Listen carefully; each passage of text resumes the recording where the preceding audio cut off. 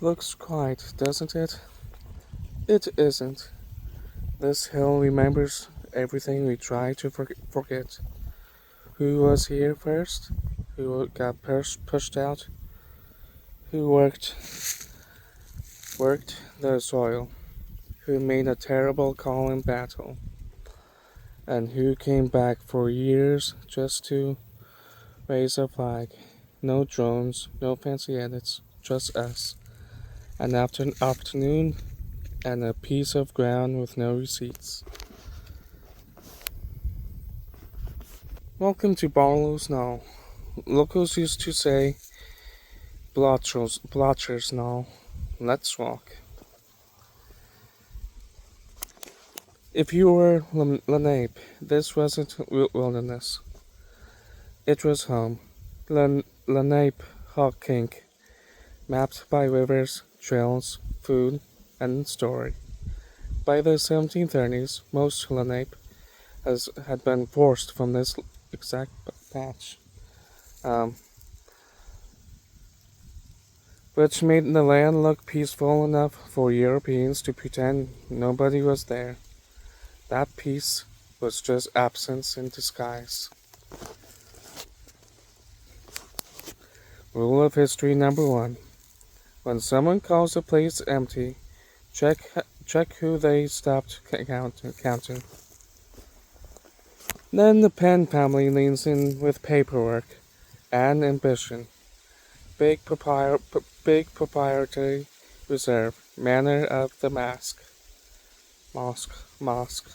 however you pronounce it, including this hill. Plan, sit on it, sell later. Profit. Problem. Scotch-Irish families led by Hans Hamilton were already settled and refused to move. So from the jump, this ground is contested, not just with muskets, but with deeds and stubbornness. This little ice wasn't just crops and fence lines. In 1819, the county built an almshouse. Right over there, a poor farm, hospital, asylum, and jail rolled into one. People lived, worked, suffered, and died here. These stones belonged to them. The first graves on this hill were not soldiers. Remember that.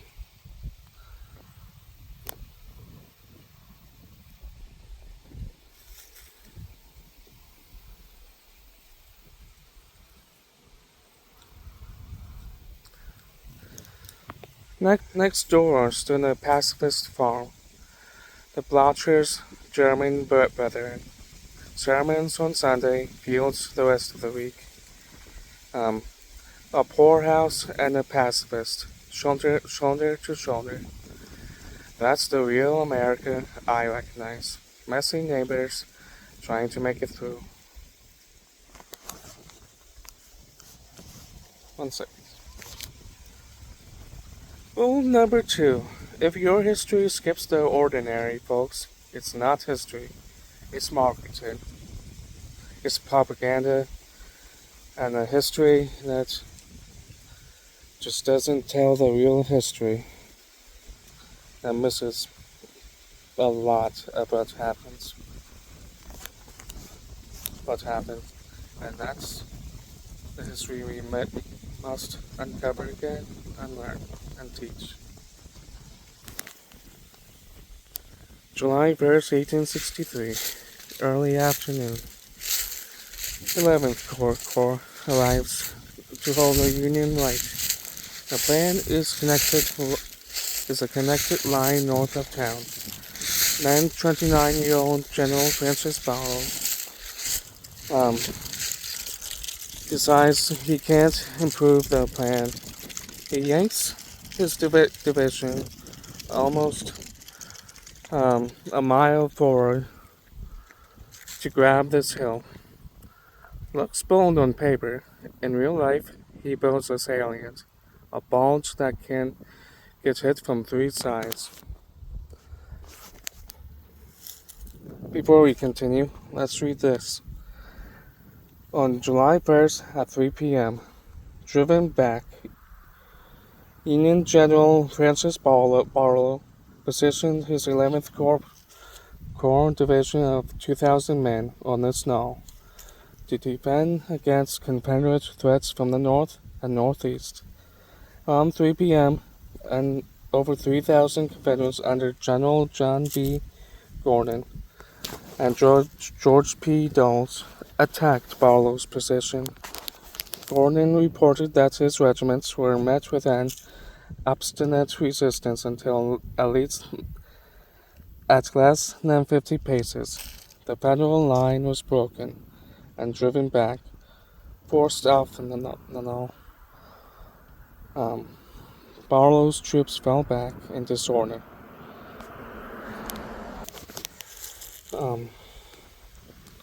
Officers desperately rallied their wavering regiments.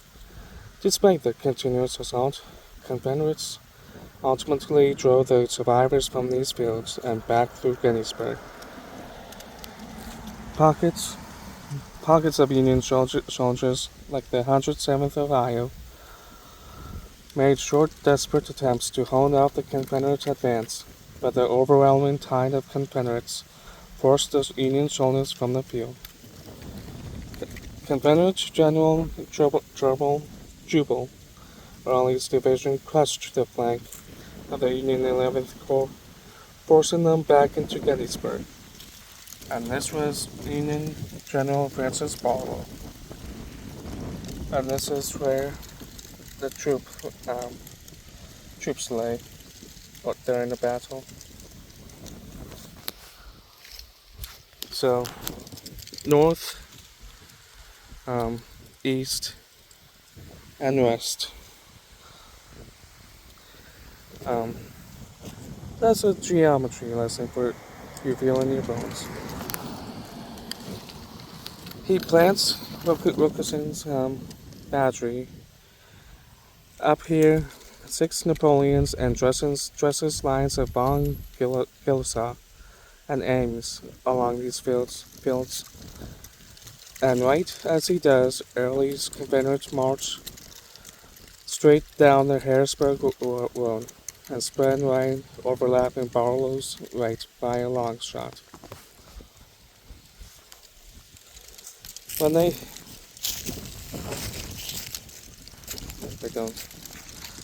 hit after 3 o'clock, impolite fire rigs the line.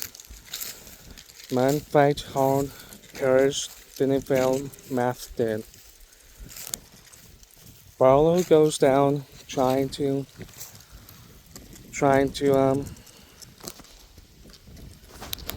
rally 19-year-old Lieutenant Bayard Nicholson, loses his leg to shell fire and dies that night. His father finds him here and writes, "My pen is heavy." That sentence weighs more than any statue. Rule number 3. Bravery and bad leadership can be true at the same time.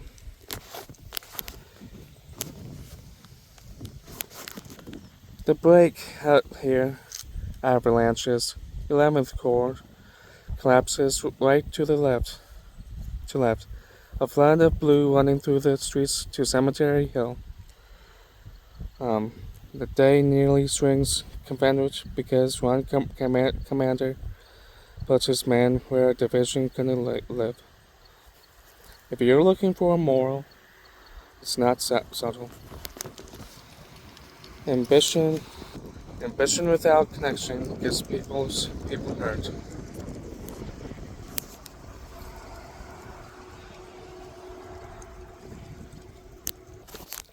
After the fight, the second battle starts. Memory locals call this Boucher's Law. The national story renames it for Barlow. Civilian life out. Military headline in. You've probably heard the reconciliation fairy tale. Lieutenant Barlow, comforted by John B. Gordon, later reunited at a dinner party. It's stirring. It's also mostly a story. Barlow's own letters credit another Confederate officer who helped him. The myth sold tickets on the lecture circuit. The truth is quieter and less flattering. That's not normal. Monuments like simple. History rarely is.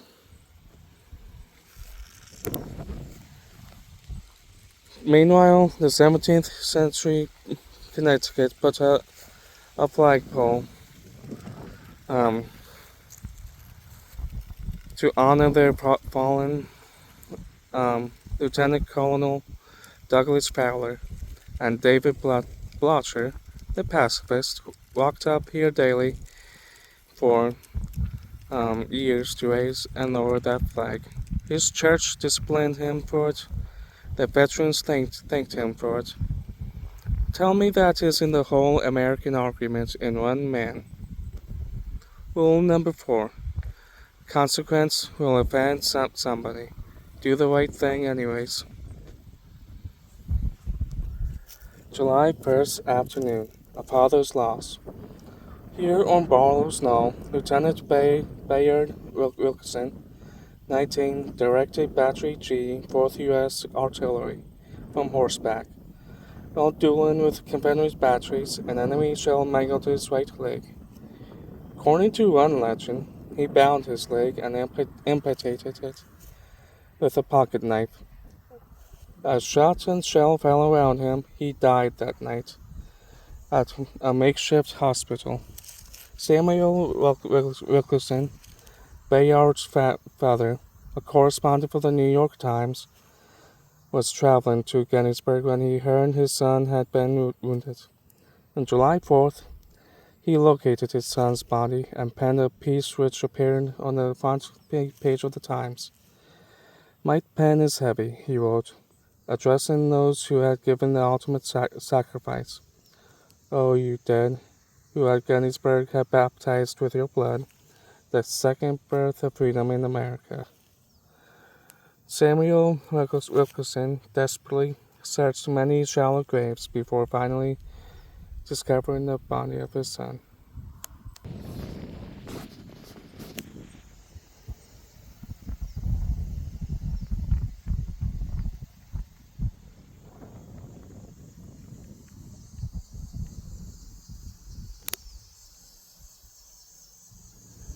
Look along the tree line.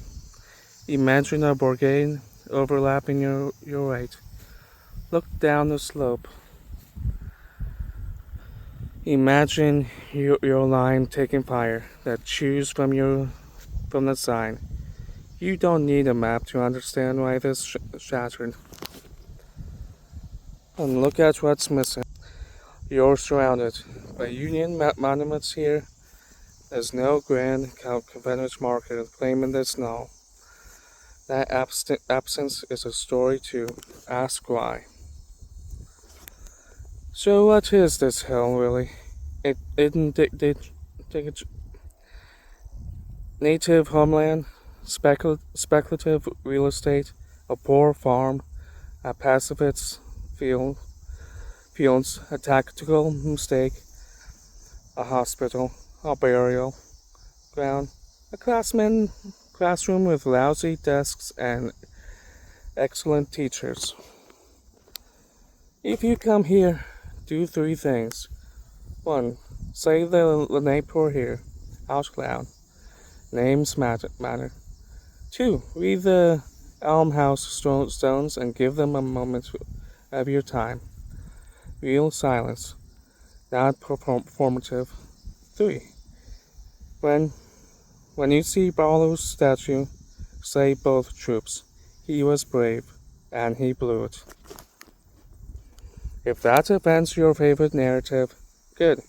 Grow the fuck up, and history shouldn't itch and offend people because you cannot hide the real. You should not hide the real truth of history and of what happened here or elsewhere. Because if you hide that truth, that history, then you are losing so much and disrespecting everyone who has died here. Civilian, native, whoever, and whatever happened here, you're disrespecting that. And if you pardon my French and stuff, but if you're willing to do that, you're not deserving of this land, of being able to live here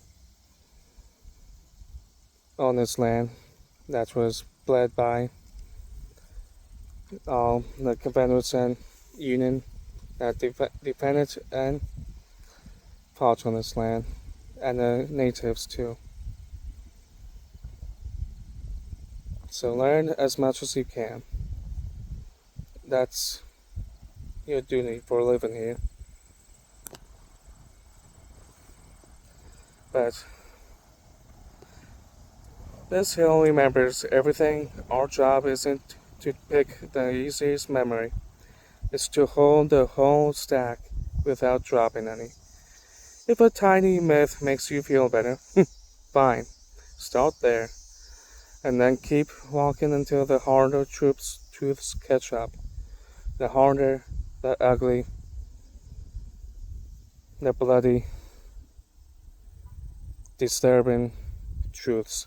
Because reality, truth, is not all blue skies and green grass and butterflies. But if you want to be a pussy, then you can believe that. Just go about your life and believe that. Again, sorry for being so brutal and honest there, but that's not how reality works. If this changed how you see Gettysburg, hell. If this changed how you see Gettysburg and hell the world, just keep touring places like this and telling the truths that do not usually get told, and respecting all of this land. So enjoy, and I'll see you at the next stop. And remember, would you choose comfort or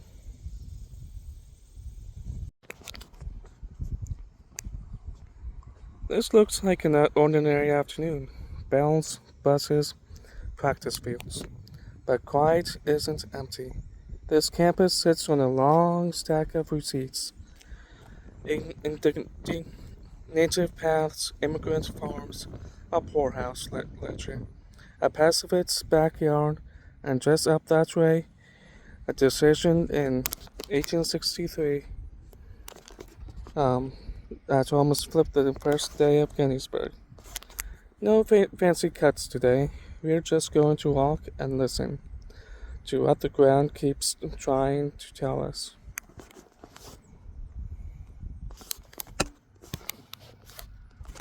You're on the north side of town, along a corridor people have used for centuries, before classrooms and car lines.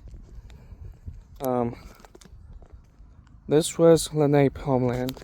Lenape Hokink, mapped by water and woods and story, not street signs. Later, the Penn family opened this frontier.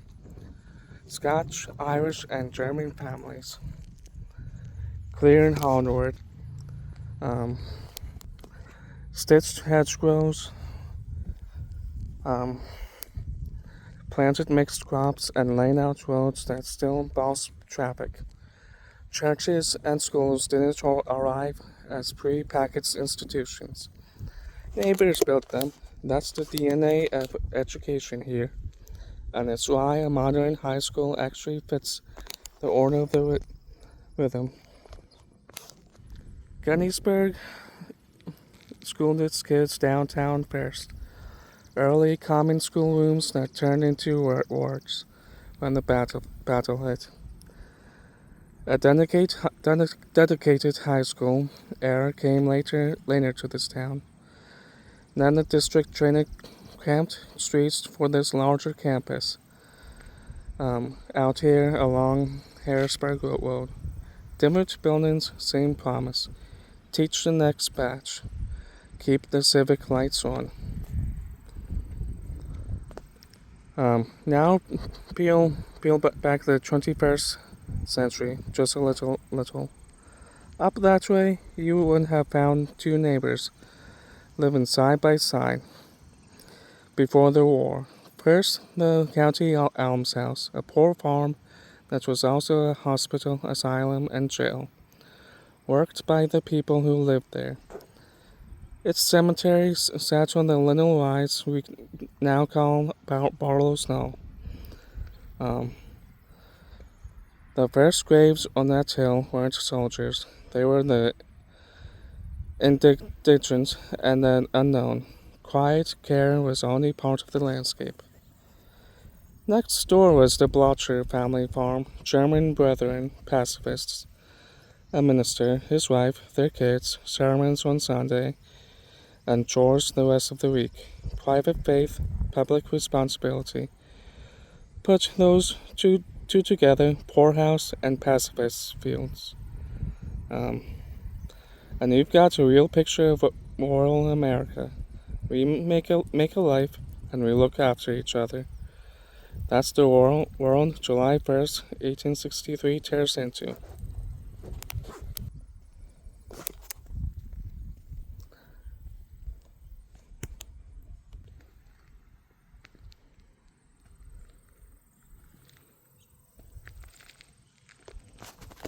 Midday, day 1. The Union 11th Corps tramps this side of town to extend the right of the line.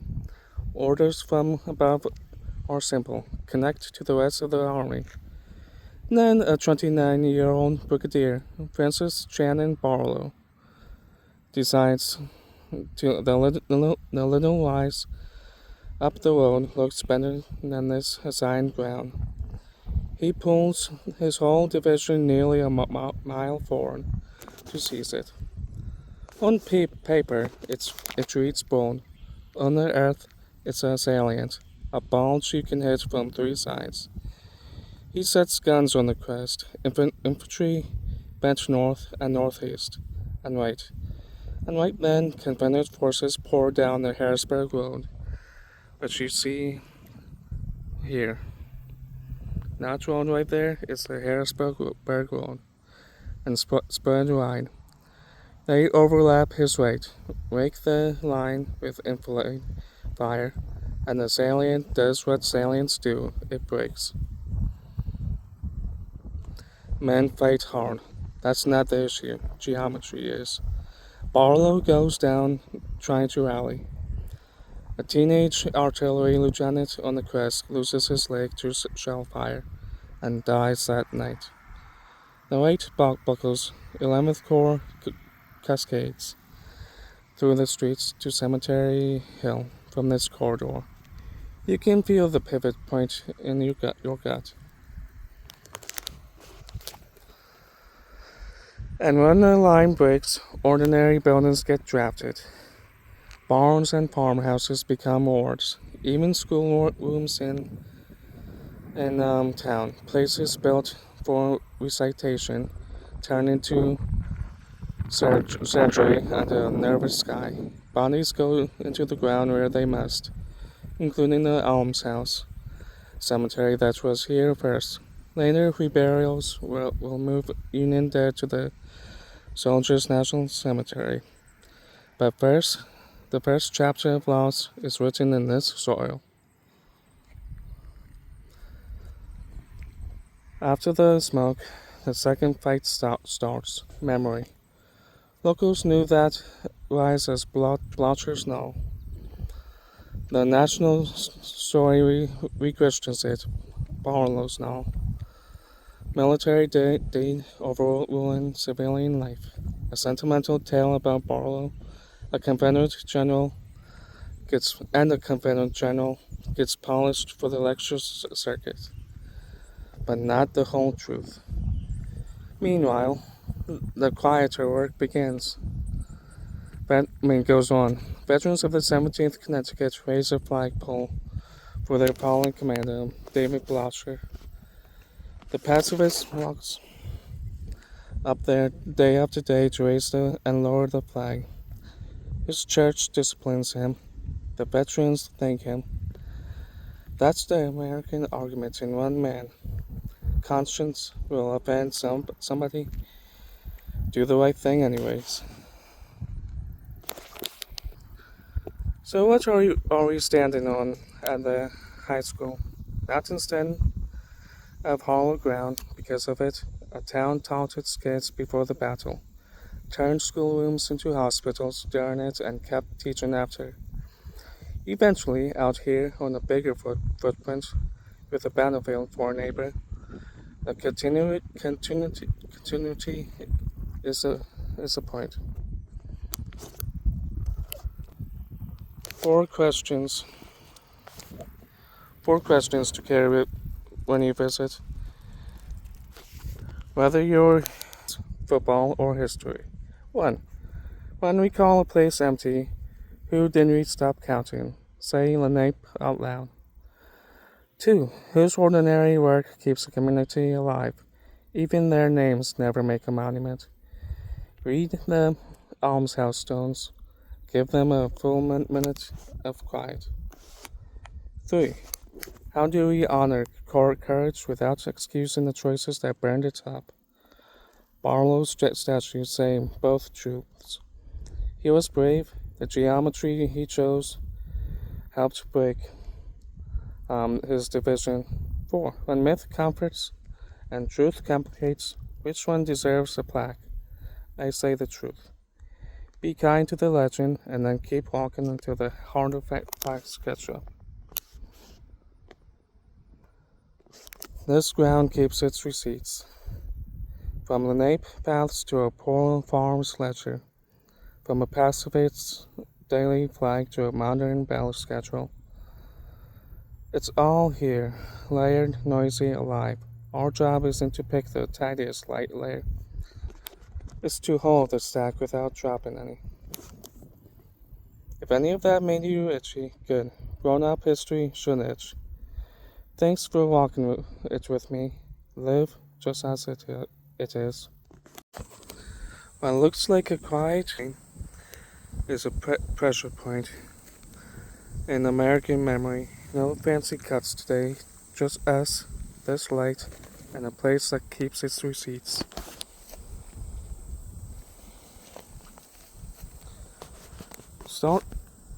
Start a century before the battle. The pen heirs carve a huge proprietary estate here, the manor of the mask, because profit.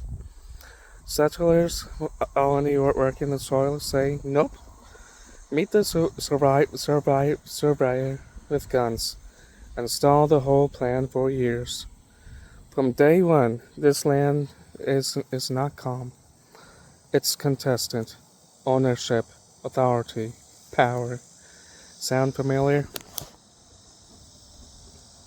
File that tension. We'll need it.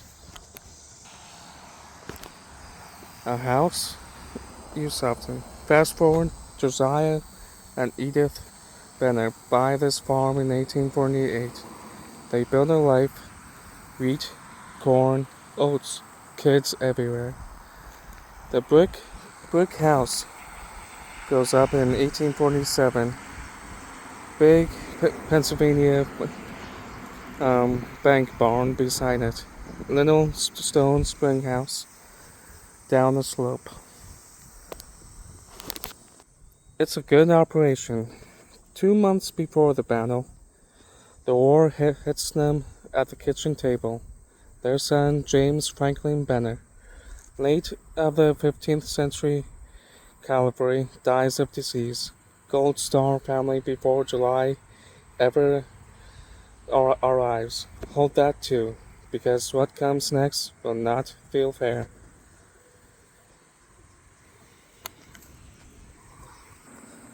Midday, the Union 11th Corps pushes up to hold the right.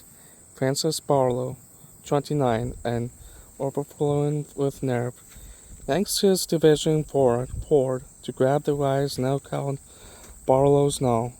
To plug the far end, this end, he sends four companies of the 17th Connecticut across Rock Creek and into these very buildings.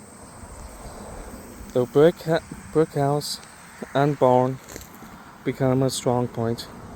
At this moment, the Benner farm is literally the last stitch of the Union infantry line.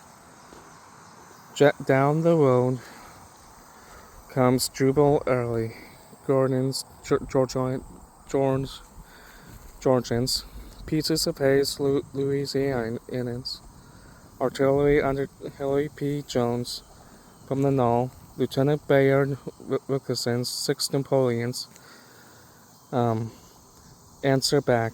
The farm sits between those guns, a seesaw of fire. Shells punch the house. At least one is still lodged in the rear wall. The Connecticut line can't hold. They're swept from the yard. Confederates surge the creek, turn the salient on the Knoll. Courage was not the problem. Geometry was. The instant the line collapses, these buildings change uniforms. This becomes Early's divisional head field hospital. Units from both sides crowd the rooms. Surgeons where children used to run. 2 men make the place famous. Brigadier General Barlow, carrying here examined by Confederate and Union surgeons alike, pronounced likely to die, moved the next day. Lieutenant Theodore Dodge, 190th New York, keeps a diary upstairs. Treated decently, terrified as shells strike around and through the house. He survives, minus a leg. When the Benners finally come home, a child remembers great streaks of blood across the porch. Imagine scrubbing that from your own front steps. Go slow with that thought. Fences gone, crops trampled, house and barn battered, stand perforated. Josiah files a federal damage claim, not against the Confederates, but for what the Union took and used here on July 1st. Think about that paradox. A father seeking compensation from the government, his son died serving. That's not a neat story. It's the price tag of war, written in ledgers and grief.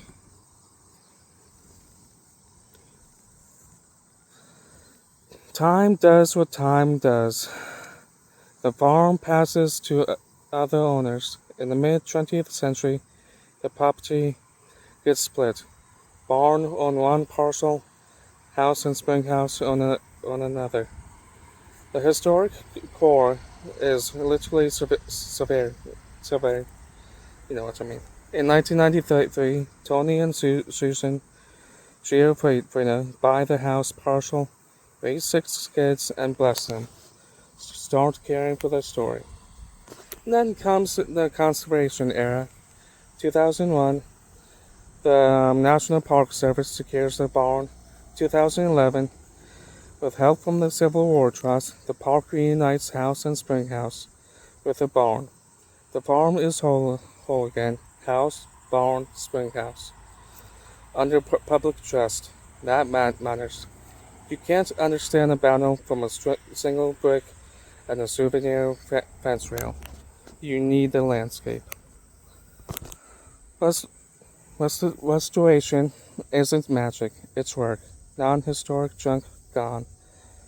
The spring house near collapse, stabilized and rebuilt, stone by stone. The bank barn rehabilitated. Rangers open doors during special programs so people can see the craft up close. And then, because the president is never finished, vandalism in 2024 pressed scars on a building that's only paid in full.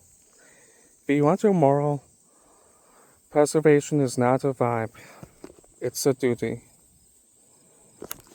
Who gets to own a place, from the manner of the mosque to modern easements? This farm says authority is an argument, not a given.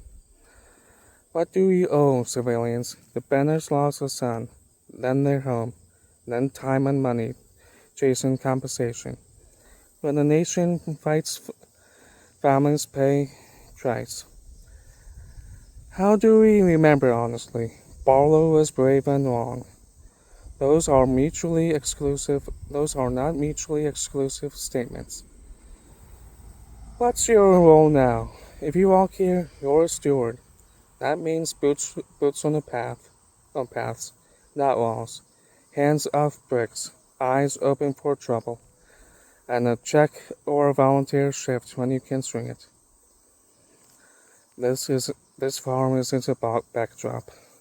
It's a witness, with a face, a house, a barn, a spring house, and the people who cooked, prayed, bled, and rebelled around them. If your version of Gettysburg is only flags and speeches, lighting the fucking frame, there's a lot that you are missing. You are missing the families that were in the middle of the war, the bad battle, and everything else, past and present. Put a shell in a brick. Put a claim on a desk and wait years for an answer, and never quite comes. Think about how you would have been affected, how you would have taken things if you were standing on this ground, living in this barn, this house, back in the Civil War, and you owned this farm, you worked this farm. How much would you have done? How would you have taken things? Think about that for a second. Not just for a second. For as long as you can. Hell, your own whole life. Think about that kind of stuff. Because who knows when something like this will affect you. Could be any fucking second, any day. So think about that. If that makes you itchy, good. Grown-up history should itch. Thanks for walking this, live, in one breath. Now do me a favor. When you leave it better. Tell someone this story. And act like this ground is listening. Because this ground is listening. Always has, always will be. Whether it be the plants, trees, etc., or those spirits if you believe in the paranormal. They're always listening. And before we go, let's read this. From farm to hospital. This stately brick house, built in 1847, was the home of Josiah Benner and his family. On July 1st, the Federal 11th Corps occupied the 123-acre farm, forcing the Benners to flee. Advance parties from Confederate General Jubal Early's division crossed here in their attack. On Barlow's Knoll, the Benner house and barn became a temporary hospital as wounded and dying soldiers from both sides, including Union General Princess Barlow, were brought here. Lieutenant Theodore Dodge, 119th New York Infantry, who lay wounded, was on July 2nd. Many shells burst in the immediate vicinity of our hospital, and 3 went through it. It was weeks before the Benners could start rebuilding their lives. Amputation, a life-saving procedure, was performed in many field hospitals using a bone saw. Lieutenant Theodore Dodge, treated here, lost his right leg at Gettysburg. Bark shown in this bottle was used to reduce fevers.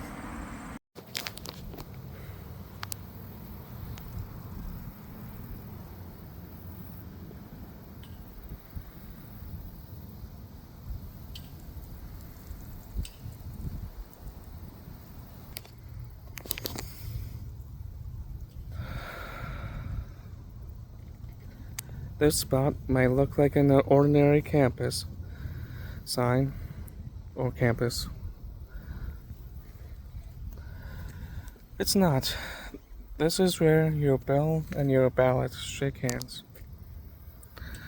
Where a student's future meets a town's memory. No fancy edits today, just us. This light storm that's moving in, which is a cell of light to heavy rain that's moving in. So, got to make this quick so we can stay dry. And some receipts from Adams County. And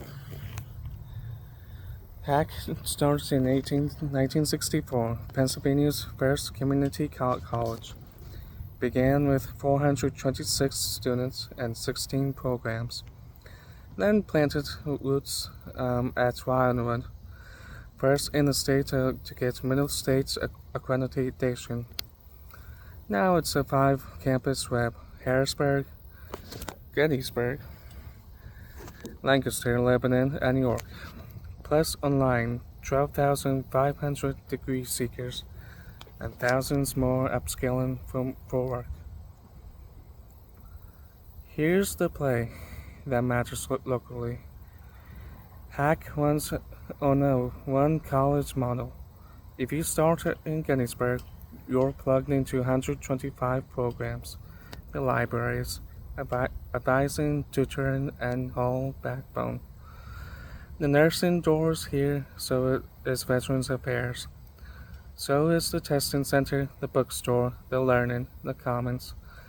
This small building is a gateway into a limit. Now the part nobody prints on the brochure. Your per credit price lives or dies on whether your district, county sponsors Hack. That's a local policy choice, not your GPA.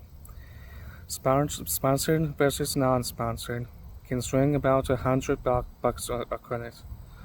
Multiply by 12 credits, so that's 1,200 bucks for 12, $1,200 per credit. None by semesters. That difference is either a door or a wall.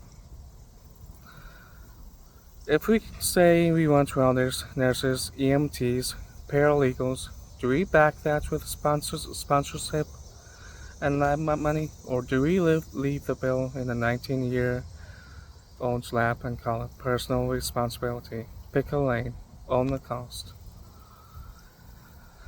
And yes, FAFSA still matters. Priority by February 15th if you want the full grant picture. PHEAA by May 1st. The Hack Foundation hands out real relief scholarships, emergency aid, advisors, and success coaches are the folks who call you back when life throws a wrench and you want to quit. Use them.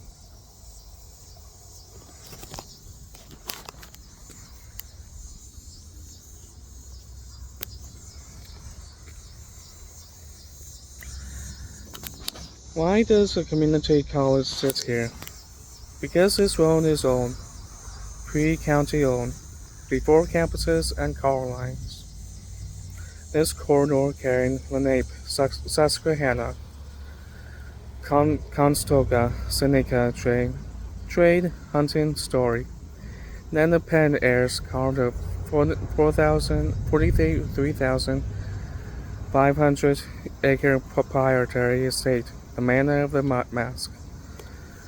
Because of fucking profit. Settlers already Foreman said, "Nope," and met the surveyor with guns. Ownership, authority, price, day one. This dirt was contested. A tavern at crossroads became Gettysburg's mills and farms set the rhythm. The Underground Railroad moved in whispers through safe houses like the Wermans. Then July 1863 arrived and turned landscape into furnace. Day 1. Beaver's cavalry buys time. Reynolds dies. The pedals bend back to higher ground. Day 2. Devil's Den. Wheat field. Peach orchard. Little Round Tap. Savage. Close-handed. Day 3. Pickett's charge breaks on Cemetery Ridge. About 51,000 human beings killed. Wounded. Missing in 3 days. Civilians hid in cellars while 3 black neighbors fled because Confederate patrols were kidnapping Northerners into bondage. When it's over, the whole town becomes a hospital, and Lincoln writes a promise we still haven't fully paid. We tell a national story about freedom right here, and we should. But if we're grown-ups, we hold the other pages, too. 20th century segregation in Gettysburg. Families pressed into one word. Kids steered away from college tracks. Courage and contradiction can live on the same street, and often do.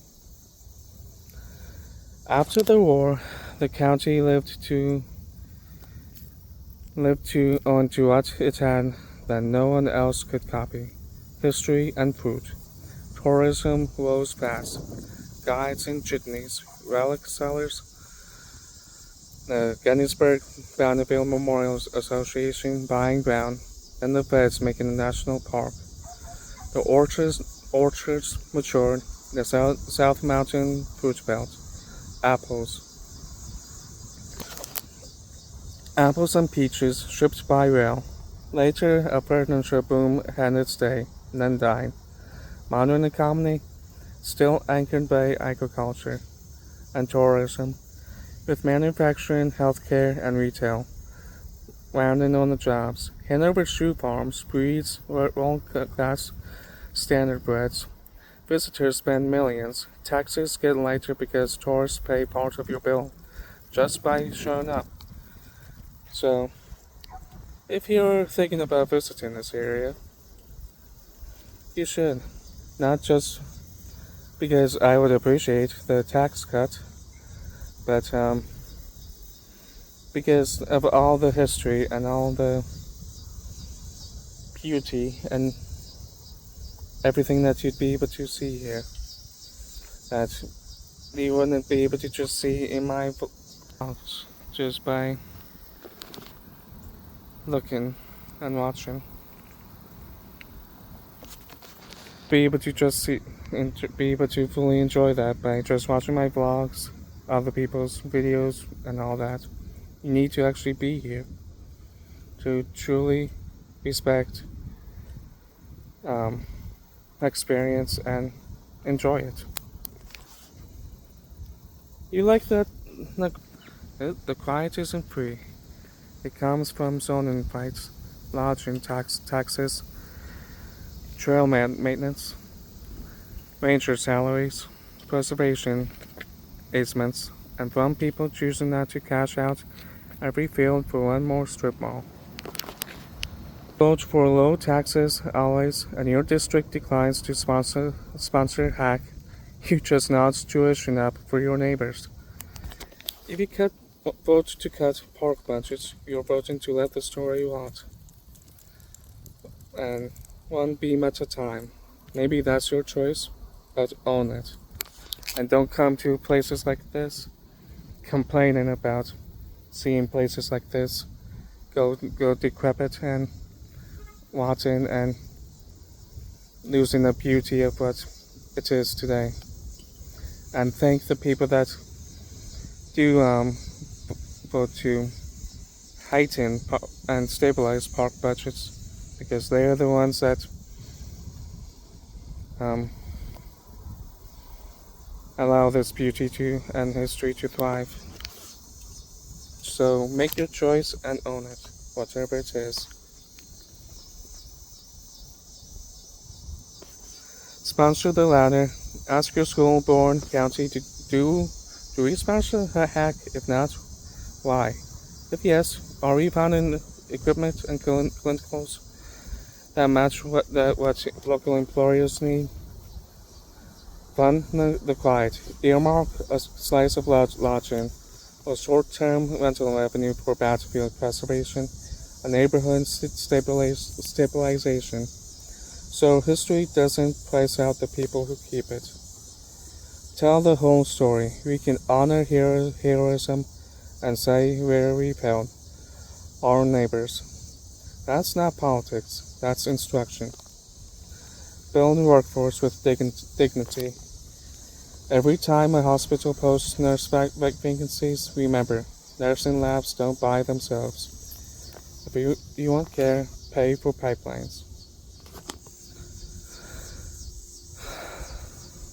If you're eyeing a calendar, fall 2025 applications open October 25th, 2024, run to October 22nd, 2025. Spring 2026 opens March 19th, 2025, and closes March 11th, 2026. Health tracks, info sessions, TEAS, prerequisites. Yes, it's a process. That's because someone's life might be in your hands one day. And if you're not enrolling, you still have homework. Show up at a board meeting um, when sponsorship is on the agenda. Donate a little to the Hack Foundation or the Historical Society if you can. Volunteer one Saturday, brush clearing, monument cleaning, tutoring, whatever your lane is. Buy local apples. That one is a delicious civic duty, and I recommend it. Here's the through. From this campus sign to those fields, who pays, who benefits, who gets remembered, not just nostalgia. Civics and economics. You can keep the flag in your heart and still pass a budget that backs the promise. You can love the view and still fund the unglamorous work that keeps it standing. You can ask a teenager to take responsibility and also lower the wall we built in front of the door. If any of that makes you itchy, good. Grown-up history shouldn't itch. Drop in the comments. One concrete thing, policy, budget line, volunteer gig, you'd back this year to make education cheaper, history truer, and this place livable. Then, if you're implying, go hit the FAFSA and message an advisor. Doors don't hold themselves. We have to.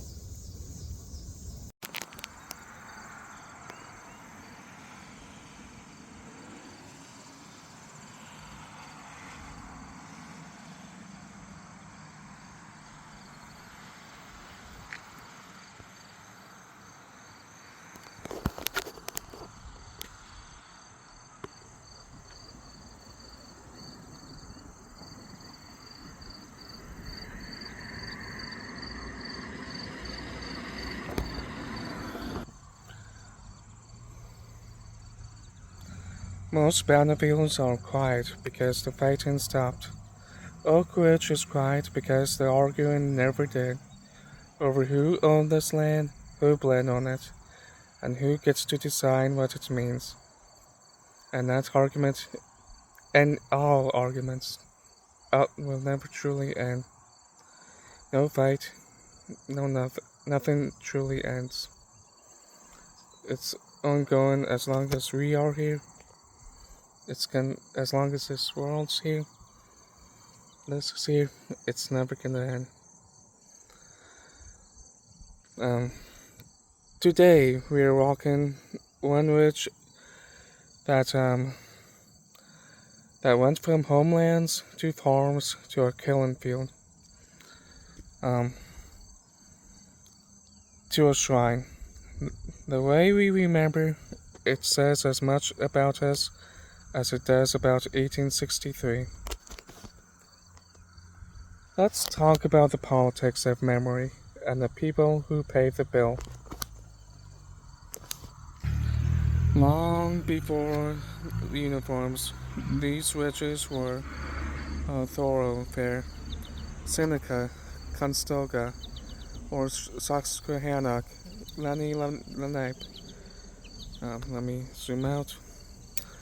Um, 10,000 years of travel, trade, hunting, planting. The plow kept turning up their story as arrowheads. Then Europeans arrived in the 1730s and bring the frontier version of welcome, raids in the French and Indian War, families taken who never came back, militias forming because no one's riding from the coast in time.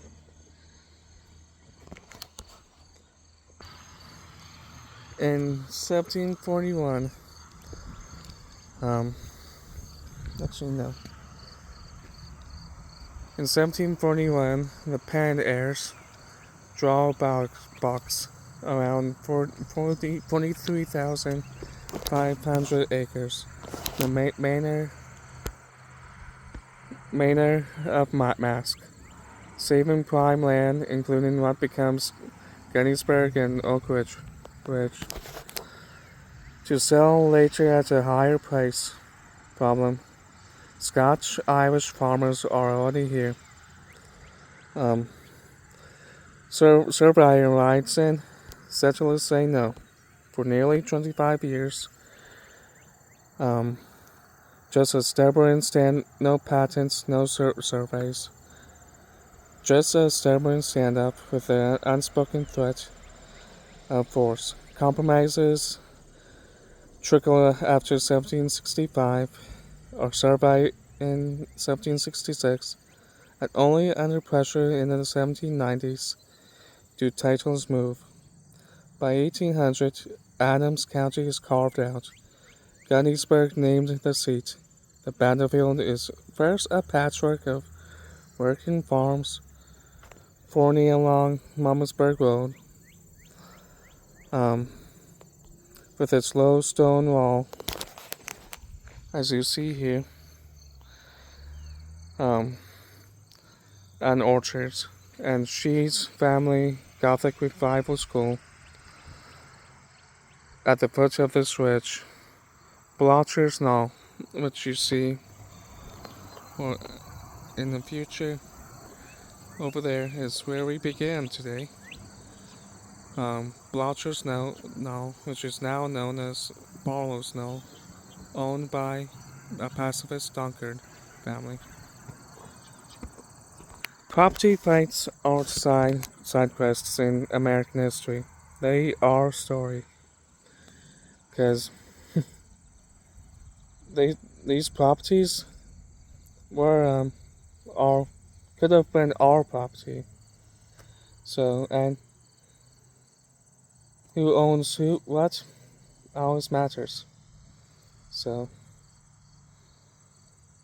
and if someone wants more property, or that could breed a fight. It always would breed a fight. So property, yeah, that was a war in itself. Not just here, but elsewhere too.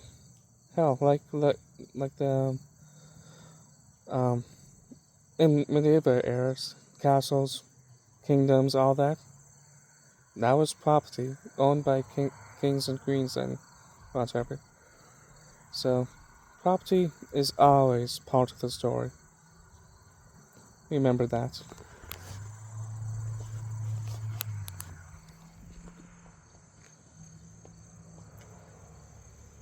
Point. Um,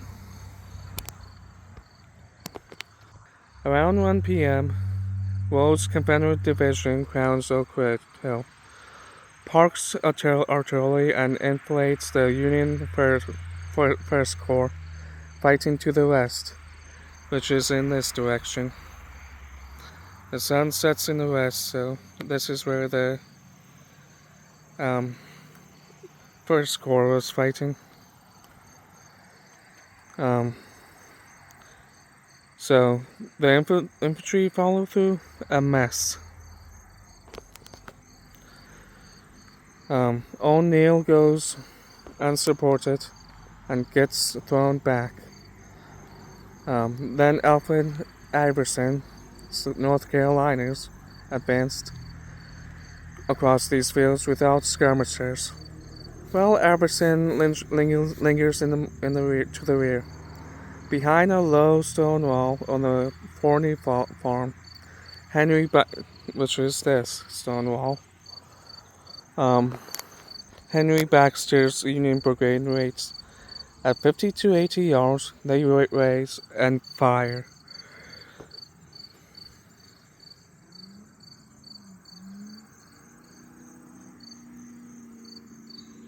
The line breaks. Men drop in ruler straight ranks. Survivors crawl into a shallow trail that becomes a pen. They'll call it Iverson's Pits. About 900 casualties out of 1,384. That's the statistics. The ground makes it a sentence. Abner Doubleday throws Robinson's division onto the ridge. Baxter and Gabriel face north and west. The 97th New York helps seize prisoners, and the 20th North Carolinas colors. As pressure mounts, the 16th Maine is ordered near Mamasburg Road to hold at any cost. They buy time with their freedom. Most are captured. Stuart's Battery B, 4th U.S. fights split by the railroad cut, loses 2 Napoleons and falls back through town toward Cemetery Hill. Then comes the choice we still argue about. Francis Barlow, unhappy with his assigned ground, pushes forward to Blotcher's Knoll, a salient that looks bold on the map and deadly in practice. Jubal early sees the gift and hits it like a hammer. Gordon's Georgians, Hayes Louisianans, artillery sweeping the fields, skirmishes at the Benner farm are brushed aside. The salient collapses. Barlow goes down, wounded, and is captured. The 11th Corps routes. First Corps pulls out Oak Ridge before the trap snaps shut. Day 1 ends at a Confederate victory. The Union clings to Cemetery Hill. Hot take. Bravery and bad decisions often share the same GPS pin. If that makes you uncomfortable, good. History should.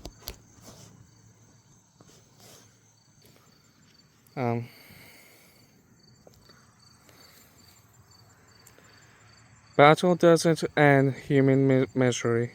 It repackages it. The Benner farm becomes a hospital.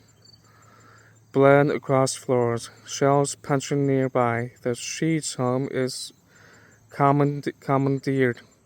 Forners fields turned into temporary graves. Afterward, families file damage claims that mostly go nowhere. We talk tactics like chess. They lived it like bankruptcy and grief.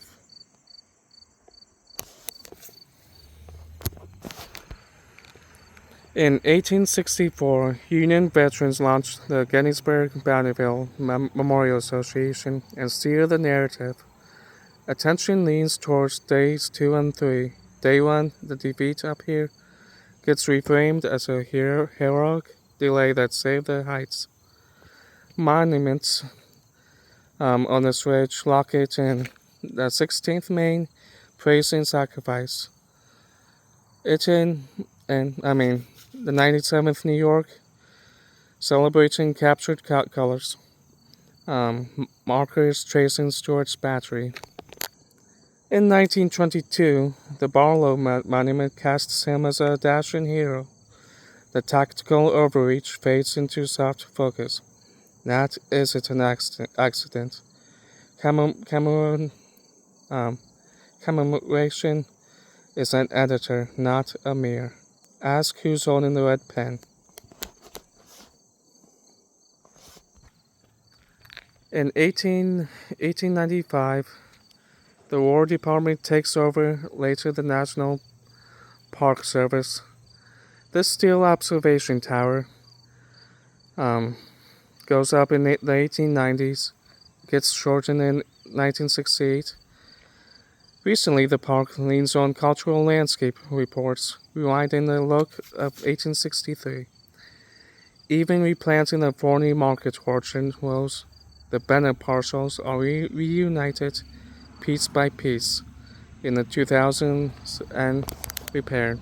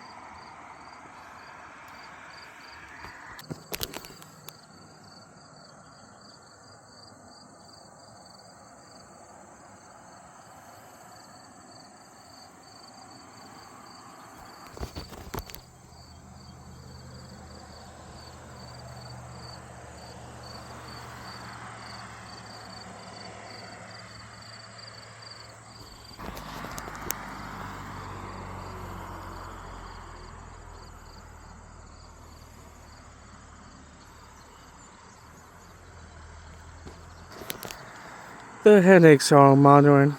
Invasive plants, traffic too.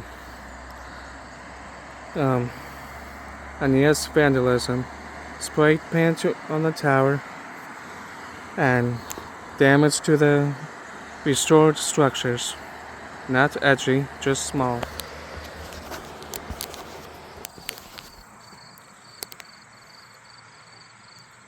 Up on Oak Hill stands the Internal Light Peace Memorial, dedicated July 3rd, 1938.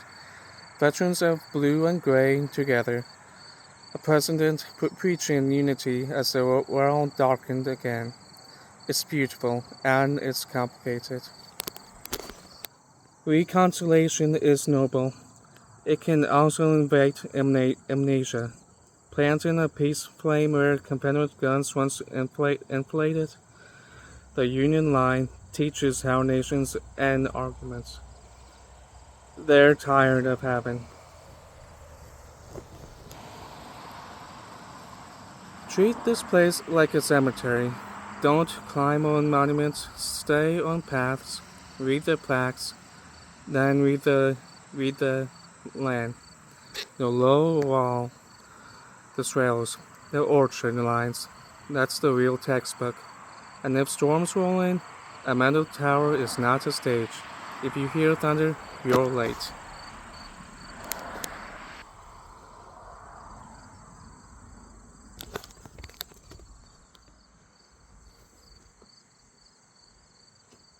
Oak Ridge, Oak Hill, Barlow Snow. Three names for one argument. Who owns the ground? And what story does it tell? Um, It was indigenous earth, then colonial leverage, then a farmer's living, then soldiers' last states, now a monument maker's canvas, and now a place we borrow for an hour and pretend we understand. Here's my line: bravery matters, so does truth. We don't have to choose. If this hits you, tell me in the comments. Which inscription on this ridge would you rewrite, and what would you add back in? I'll pin the sharpest argument, and I'll see you on the next ridge.